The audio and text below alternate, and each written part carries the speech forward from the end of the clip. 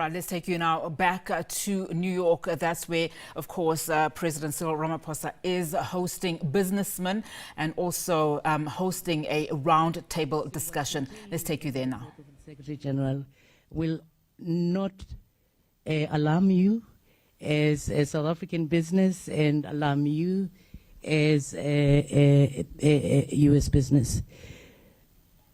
Ms. British, you raise a very important point. You say for Africa and South Africa, this is a pivotal moment. I could not agree with you more. As the part of the world where these minerals are in abundance, and so at the service of humanity, the question is, how do we ensure that we draw on these minerals without crippling the continent, as it were? So although our work was just on critical minerals for the just transition, we understood that these minerals are fundamentally important for our way of life now. It has changed so radically that when you and I wake up in the morning, we reach out for our phones. In that phone, there are elements that can be traced back to the continent of Africa. So how do we ensure that this time around, the continent benefits? So we looked at this from the angle of human rights. And I'll just go into the report by reading a quote from the Secretary General where he says that a world powered by renewables is a world hungry for critical minerals. But for developing countries, critical minerals should mean a critical opportunity to create jobs, to diversify economies, and dramatically boost revenues, but only if they're managed properly. On the side of climate change, the race to net zero cannot trample over the people. So Simon is sitting next to you. He and I came into this because we created the Paris Agreement. SG understood that it was developed by the South African team and it understands the inner workings of the Paris Agreement. So how do we ensure that history does not repeat itself? You have a mining boom that hollows out economies, and when it ends, it leaves us with disfigured economies, inability to create jobs, and inability to revive our economies. So our mandate was to create a set of principles that would focus on this, but also at the core of it, focus on justice and equity. I'll summarize the principles that we agreed on. The first one says human rights must be at the core of all mineral value chains. It is the hope that also Africa will not be marginal to the value chain, but will somehow control some elements of it. But principle one is about human rights being at the core of all minerals value chains. Principle two is about the integrity of the planet and its environment and the need for it to be safeguarded, including biodiversity. South Africa is a good example of the necessity of that, where we are still dealing with the legacy of activities in the past that have damaged the structure of the environment. This is more than environmental protection. Development must be fostered through benefit sharing, value addition, and economic diversification. But value addition requires some work to be done on trade rules, as you know. We've recommended that that be a focal area. There are principles on investment, finance, and trade, being the need for them to be responsible, transparency and accountability, and the need for peace and stability. It shouldn't be the case that producer countries find themselves caught in the middle, because all of us will be in jeopardy. I can talk a little bit more to those that are interested in depth in the principles beyond this, but thank you for the opportunity. Thank you very much. You know, one of the principles that we really encourage within the UN system is the need and the value of private sector input. So that's part of the role that I think all of us in the private sector wish to play in moving this forward with speed. I'd like to introduce the Minister of International Relations and Cooperation to introduce the President, the Honorable Ronald Lamola. Sir. Yeah.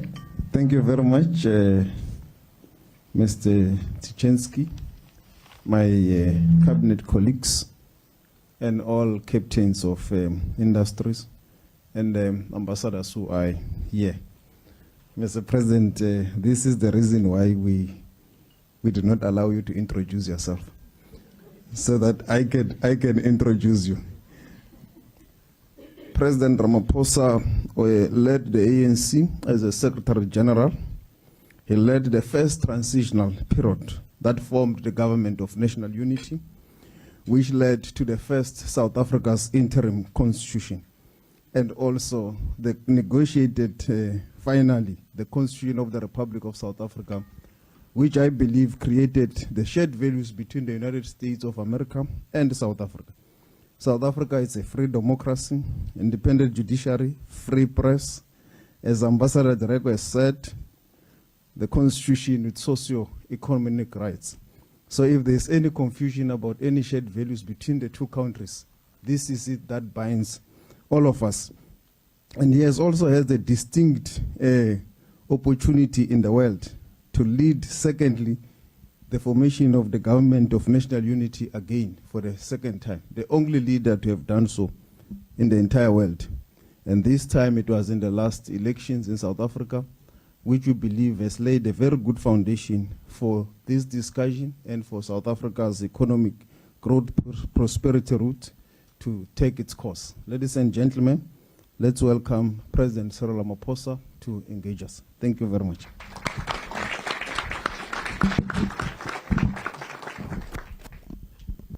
Well, thank you, Minister Lamola. I extend my greetings to all business leaders who are here, and want to thank Ms. British Robinson, the coordinator for Prosper Africa, and the president of the Business Council for International Understanding, Mr. Peter Tishansky, and all the ministers were here, and ambassadors, and all of you distinguished ladies and gentlemen. Ms. Robinson, when I saw your first name, I wondered, where does this name come from? British. So you'll be pleased to know that there is someone in South Africa who's called British Africa. That's her surname. So you go for a whole country, she went for the whole continent. And another one who's called China, and another one who's called India. And they're all women. That's very interesting. I'll tell you the story later. I'd like to hear it. I really welcome this opportunity to interact with all of you. And I'm rather glad that we are continuing with the South African tradition that whenever we visit foreign lands, we don't only go as government, but also include business leaders. But to put the cherry on top, we also have union leaders.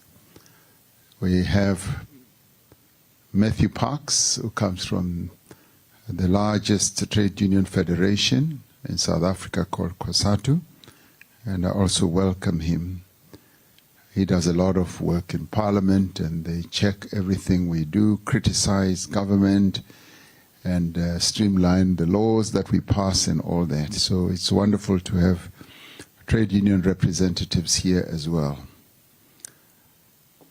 We meeting almost 4 months since our last general elections, which produced a government of national unity.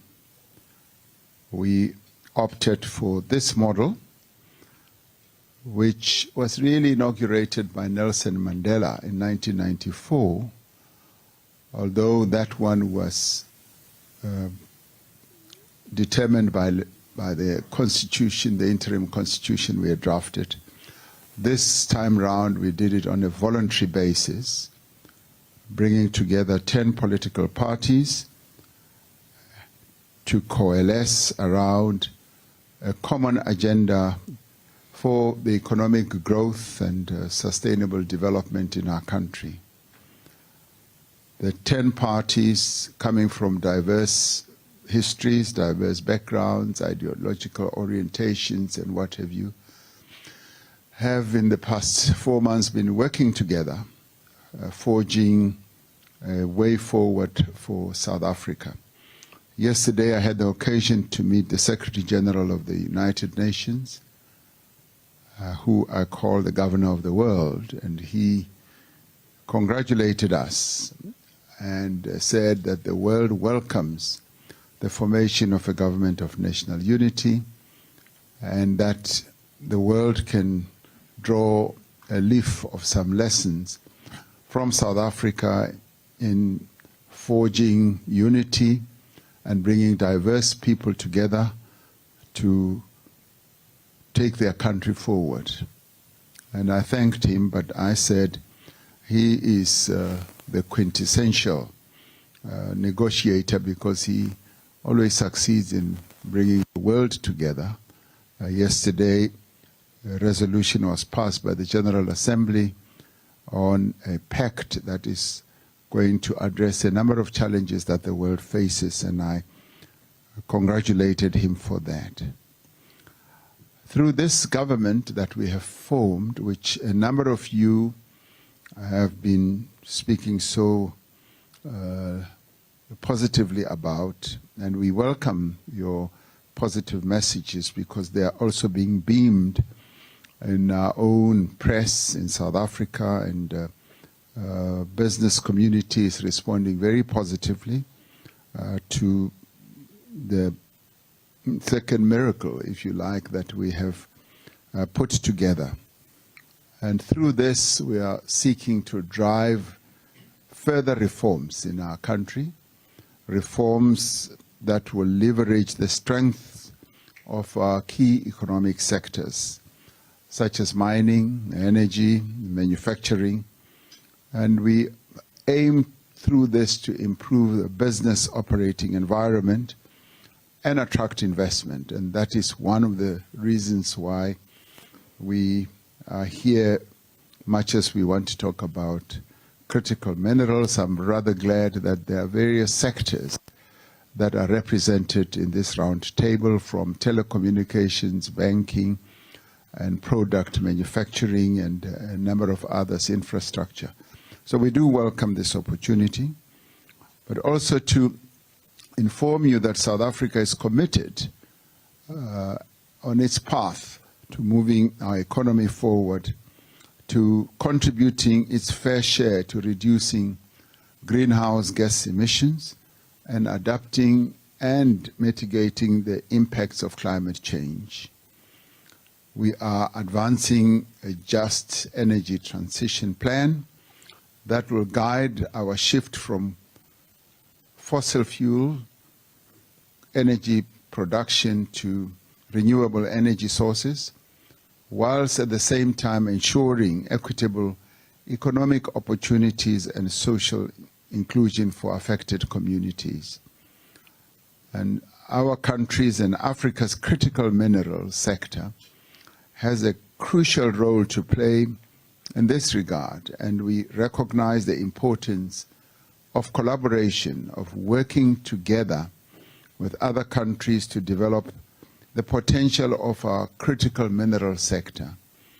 The US in particular has established a great deal of expertise in a number of areas that fuel the mining sector, such as automation, innovation, and sustainable practices, and we welcome that. We want to strengthen our ties with US companies and institutions to foster further technological advancement and to enhance supply chain efficiencies and attract investment into our mining sector. South Africa strongly endorses the United Nations Secretary General's position paper on critical energy transition minerals, which my dear sister, Ms. Diseko, has been involved in as well as one of the key coordinators, where the SG highlights the importance of beneficiation, benefit sharing, human rights, local value addition, and economic diversification. It would not be an understatement to say that the minerals that lie beneath the soil of not only South Africa, but the soil of various countries on our continent are powering the energy revolution, the green energy revolution in the world. 30% of the world's proven critical mineral reserves are found in sub-Saharan Africa. South Africa has substantial reserves, as we heard earlier, of platinum group metals, manganese, vanadium, as well as chromium. These resources are fundamental to the development of cutting-edge technologies that drive progress in various sectors. What will be critical is to ensure that this progress does not leave Africa behind.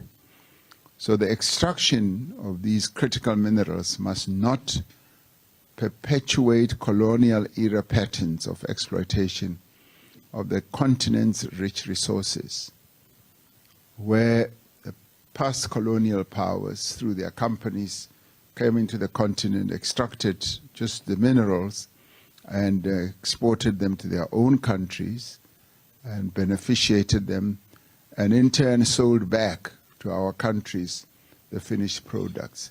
We want to reverse that whole practice.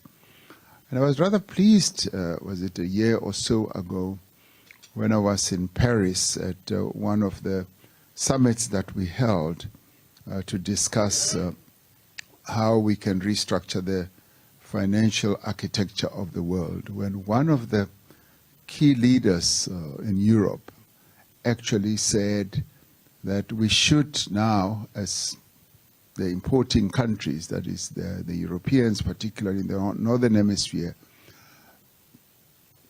ensure that as we invest in mineral extraction, we also side by side invest in processing. And he was quite bold and firm on this assertion, and I welcomed that. And I was glad that the message that we've been beaming on the beneficiation of minerals and of processing is beginning to gain traction. And as it stands, most African countries export critical minerals primarily in their raw form. By focusing on basic extraction and not on beneficiation and value-added processing of minerals, Africa is both missing out as well as losing out. By some estimates, extraction of select minerals could boost the region's GDP by up to 12% or more in the coming years, say by 2050. However, this is really, in the end, a fraction of the benefits that could be reaped from processing and beneficiation. By some estimates, African countries could generate easily up to $24 billion a year in GDP and create 2.3 million jobs from investing in mining beneficiation and domestic processing. We are making progress, however. By way of example, one of our key companies represented here, Sasol, which is our flagship petrochemical company, is also a leader in green hydrogen technologies, including research and development, as are other companies as well, like Anglo-American, who have taken major steps in exploiting the hydrogen technologies. As the global automotive industry moves towards electric vehicles and new energy vehicles, we are leveraging on what I would call our new experience, new rich experience with automotive production to get some of the world's leading automotive manufacturers with a footprint in South Africa to produce more of their green vehicles in our own country. As you may well know, we've got a number of original equipment manufacturers who manufacture cars located in South Africa, and we're seeing a great deal of interest and attraction to our market. Without revealing anything later today, I'll be meeting the key leaders in Tesla, who are also looking at our market to see how far they can go in using South Africa as a launch pad for some of their products. Although South Africa's ratio of beneficiated to primary products exported continues to improve, we clearly need to do much more than this. And according to the IMF, the global market for critical minerals is expected to total approximately $16 trillion over the next 25 years. Africa is therefore perfectly positioned to leverage this demand for its benefit. And it demonstrates that, yes, indeed, Africa and indeed South Africa is well positioned as an investment destination for those who want to capture this benefit that could flow from it. As a country, South Africa is committed to creating a supportive policy framework for critical minerals. Our policy approach has 5 key elements. The first is to simplify and streamline regulations and the regulatory approvals for critical minerals extraction and processing. Last year, we had a really wonderful meeting with U.S. businesses where they raised a number of issues, and there were not too many. I was actually surprised about the regulatory framework, which they saw as improving and getting better on an ongoing basis. And we are moving forward, and that is what our structural reforms are pivoted on. Yes, there are areas where we're moving a little bit slower than what we should, but we are pointing in the right direction, and our reforms are beginning to gain traction. Secondly, to implement measures to support research and development, yes, in mining technologies, but also to bump up our own R&D expenditure. By fostering innovation, we aim to enhance extraction efficiency and to reduce costs and to drive technological advancement in the sector. The third area is to invest in programs to build the skills as well as capabilities of our workers. This includes training and development initiatives to ensure that South Africa has a skilled labor force capable of meeting the demands of the modern mining sector. The skills development area is one of those areas where the past misrulers of our country did us a great deal of damage and disservice because they deliberately focused on ensuring that black South Africans do not really accede to a higher level of skills. And in many ways, this has been holding us back because, as we well know, education is a generational process that takes a number of years. But over the last 30 years, we have been seeing some improvements, but we need to see more. The fourth area is to prioritize investments in transport and logistics and to improve the efficiency of mineral supply chains. And we've been very fortunate in this area, having realized that we need to improve the efficiency of our supply chain sector through the improving logistics. We set up a presidential working group to work with business, and I'm glad that one of those who are involved with us in this area, Ms. Zikalala from Kumba Resources and Anglo-American, is here because she is one of those who bears testimony to our resolve to ensure that our logistics sector does improve, and we're beginning to see improvements, because in many ways that is what has been holding the companies like hers back.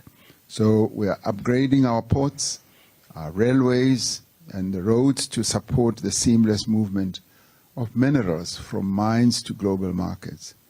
The fifth area is to incentivize, yes, domestic as well as international investment in the critical mineral sector.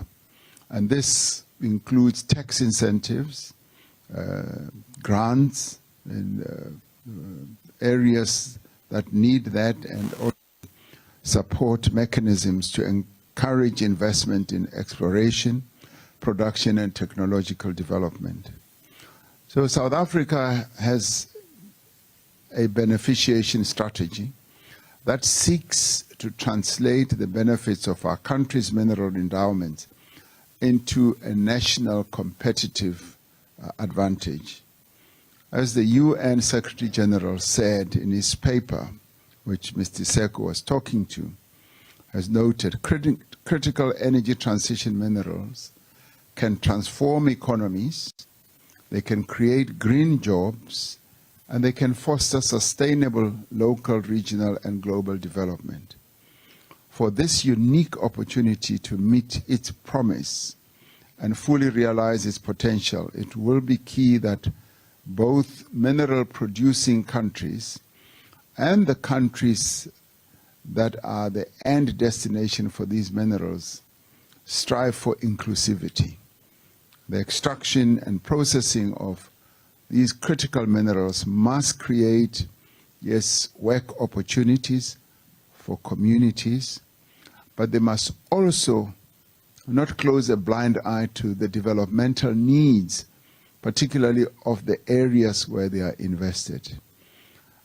One of my past activities was that of being a union leader, and I had the honor and the privilege to lead mine workers for 9 years, and moving from mine to mine, going to areas where mines that are multi-billion rand, if you like, multi-billion rand dollar businesses, where you would see how they invest a lot of money and extract the minerals, but also be able to just build roads where infrastructure wasn't present, including water and electricity. And some of these mines would have local villages near them. And those local villages will forever, for years, not even have the water. And yet the mining companies would be pumping water from a water resource into the mine, bypassing those villages. And those villagers would forever remain poor. And we are now saying any investment should be beneficial. We should be inclusive and should foster the development of communities around where the investment takes place. Every effort must therefore be made on the parts of governments and mining companies to ensure that practices rife on the continent like child and forced labor and human rights abuses of mine workers and ignoring communities from a development point of view must be eradicated. Local beneficiation must be prioritized and supported, enabling economies to diversify as well as to industrialize, and environmental safeguards, ecosystem protections, and sustainable extraction and processing practices must be sacrosanct. The extraction of these resources from the locations where they are mined is finite. As the UN Secretary General's paper notes, there must be a focus not on short-term prosperity, but on building lasting intergenerational equity. So these minerals are more than just commodities. They are integral to resolving some of the world's most pressing challenges, and be they climate change, energy insecurity, or food insecurity. and community development. These minerals power the technologies that can help us bring about a world that is more equitable and that leaves no one behind. And I do believe that by leveraging our respective strengths, pursuing strategic collaborations and improvement and implementing supportive policies, we do all stand ready to meet the demands of the global market and drive sustainable development. So I do call not only on US companies, but also our own companies in South Africa and investors to join us on this journey. We have now, and some of you said that we are now building the next chapter for our country, and we are on a next journey to our next cycle of life. And I can confirm that we've embarked on a new journey, a journey where we've all put our differences aside as political leaders in our country, and having created this government of national unity, which is really infusing a lot of confidence, even amongst ordinary South Africans, we do think that the support that we can get from an investment point of view and from a confidence-building point of view is going to stand our country in good stead. So I really welcome this opportunity and want to thank you all for being here, and I look forward to your engagements. And your engagements with us should also be underpinned by suggesting solutions. I always say to my cabinet colleagues, don't bring me problems, bring me solutions. So even today I will say, whilst you can articulate the challenges, and we have a number, also articulate solutions. Last year when we met, a number of companies articulated their frustration with our visa regime. And we, particularly when it comes to enabling key executives to come to South Africa easily. And we did say we are addressing this, and we continue to address it. This difficulty was so well articulated by one of our key bankers, Sim Chabalala, who's here, when we were in China at the FOCAC summit. And he said it takes him 2 days to get a visa to travel to China, but it takes his Chinese counterparts 4 to 6 months. And that message just really went to the heart, the center of my heart, like an arrow. And we are addressing that. So when you raise issues, be it as business leaders, including our own trade union movement, we listen. We're a listening government. We're prepared and willing to cooperate. Our ministers have had wonderful engagements. Minister Pakstow, as he said, was in Washington a month ago. Minister Lamula was here also a week ago, as both of them as new in their positions. And they've had wonderful engagements with U.S. government officials. So Ms. British Robinson will testify to this. Much as there are challenges, we are addressing those challenges, and we are moving forward firmly. So thank you for being here. I look forward to the engagement with you. Thank you. Thank you very much. You touched on really many of the essential messages and points that the investor world is interested in hearing from you. A very good afternoon to you and welcome to The Full View. That is President Cyril Ramaphosa. They're participating in a roundtable discussion on navigating the new landscape for African minerals. It's taking place in New York. He's there for the rest of the week. And remember, he is going to be taking part at the 79th UN General Assembly. This is happening just as now there are calls for South Africa, in fact, for Africa as a continent to get 2 permanent seats for the countries that are situated here in the continent on the UN Security Council.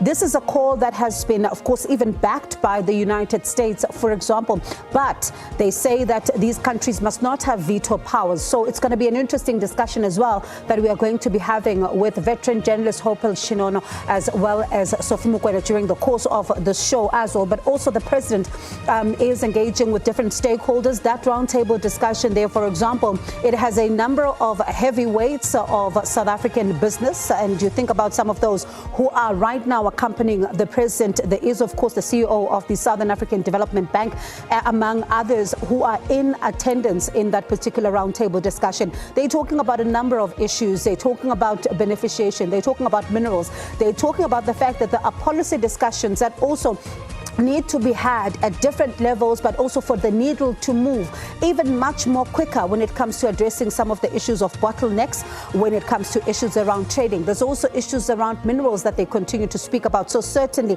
we'll continue to watch this one for you. The Minister of Trade, Industry and Competition there is also in the room, Pakstow, also accompanying the president there. So we'll continue then to watch those developments.